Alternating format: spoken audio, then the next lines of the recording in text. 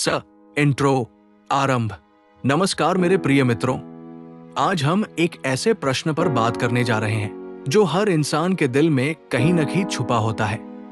आखिरकार जब जीवन का अंत होता है, अंतिम संस्कार के बाद आत्मा के साथ क्या होता है, ये विषय केवल जिज्ञासा ही नहीं बल्कि जीवन का सबसे बड़ा रहस्य भी है। आइए इसे शास्त्रों, पुरानी परंपराओं और संतों की वाणी से समझने का प्रयास करते हैं। आत्मा और शरीर का अंतर। सबसे पहले ये समझ लीजिए कि हमारा शरीर नश्वर है लेकिन आत्मा अमर है। गीता में कहा गया है, नैन छिन्दन्ति शस्त्राणि नैन दहति पावकः, यानी आत्मा को न कोई शस्त्र काट सकता है, न अग्नि जला सकती है, न जल गला सकता है, न वायु सुखा सकती है।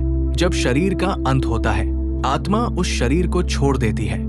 शरीर मिट्टी में मिल जाता है पर आत्मा अपनी यात्रा पर निकल जाती है। मृत्यु के तुरंत बाद आत्मा की स्थिति। शास्त्रों के अनुसार मृत्यु के बाद आत्मा अपने पिछले कर्मों का हिसाब देखती है। उसे ऐसा लगता है जैसे कोई सपना टूट गया हो। आत्मा अपने घर, प्रियजनों और अपने शारीरिक एहसासों को छोड़ नहीं पाती और बार बार लौटकर देखने की इच्छा रखती है। इसीलिए परंपरा में कहा जाता है कि पहले 13 दिन तक आत्मा अपने घर आसपास बनी रहती है। वो देखती है कि परिवार शोक मनाता है और उसके लिए कर्मकांड किए जा रहे हैं। 13 दिन और कर्मकांड का महत्व।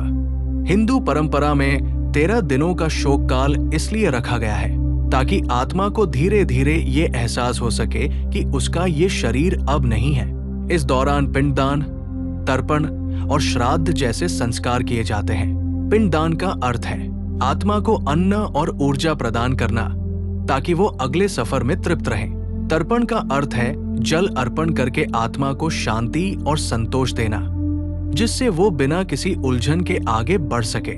आत्मा की 3 संभावित यात्राएं। मृत्यु के बाद आत्मा 3 मार्गों में से किसी एक पर जाती है। 1. मोक्ष मार्ग, मुक्ति। यदि व्यक्ति ने जीवन भर सच्चे मान, भक्ति और पुण्य कर्म किए हों, आत्मा को मोक्ष मिल सकता है। जन्म मरण के चक्र से मुक्त होकर परमात्मा में विलीन होना। 2. स्वर्ग या नरक मार्ग। कर्मों के अनुसार आत्मा को स्वर्ग का सुख या नरक की सजा भोगनी पड़ सकती है। ये अस्थायी अनुभव होते हैं जो आत्मा के पुण्यों के अनुसार होते हैं। 3. पुनर्जन्म मार्ग। बहुत बार आत्मा अपने कर्मों के अनुसार नया शरीर धारण करती है। यही संसार का चक्र है। आत्मा फिर से आने जाने का सिलसिला शुरू कर देती है। अंतिम संस्कार का गहरा अर्थ। अंतिम संस्कार केवल एक परंपरा नहीं है, ये आत्मा को सम्मान देने और उसे उसकी नई यात्रा पर सन्मार्ग दिखाने का आध्यात्मिक माध्यम है। अग्नि संस्कार से शरीर पंचतत्वों में विलीन हो जाता है। पृथ्वी, जल, अग्नि, वायु और आकाश, और आत्मा मुक्त होकर अपने अगले पड़ाव की ओर बढ़ती है। जीवन में कर्मों का महत्व। इसलिए जीवन में अच्छे कर्म करने की महत्ता बहुत बड़ी है।